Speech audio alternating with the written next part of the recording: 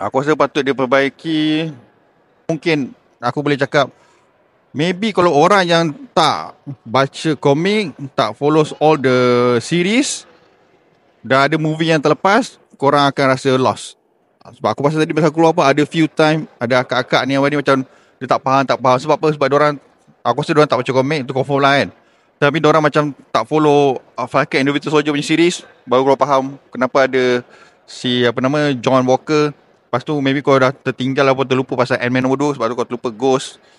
Dan maybe kau tak tengok Black Widow punya movie sebab kau rasa tak best. Tapi itu yang watak utama dalam ni ada 2-3 orang kot kan.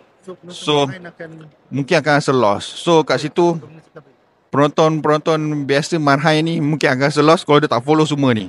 So maybe diorang kena improve dari segi kena recap kot. Aku tak tahu lah, maybe kena recap bagi diorang tak ada lost sangat. Sebab benda ni Marvel memang terkenal kau kena follow diorang punya breadcrumbs. Lepas tu diorang just tak payah nak explain balik, just bagi. Macam Avengers, kalau kau tak tengok Lens movie, kau tak akan faham Avengers. Tapi bila kau dah tengok, kau faham. Tapi itu bagus juga. Bila yang cinema, bila kau banyak exposition explain, kau jadi macam boring. Bila kau tak payah explain, kau just give it, jalan dia terus, tu lagi best. Tapi untuk orang yang tak follow, mungkin akan rasa lost lah my hand kan. So diorang maybe tu ada kena improve sikit dia punya montas sikit bagi orang tak lost. Dan scene dekat Malaysia tu patut dibanyakkan lagi. Proud Malaysian. Ya, bukan Maripo kan, ni eksklusif. Bukan Maripo, memang betul-betul dekat Malaysia. Dia mention nama Malaysia.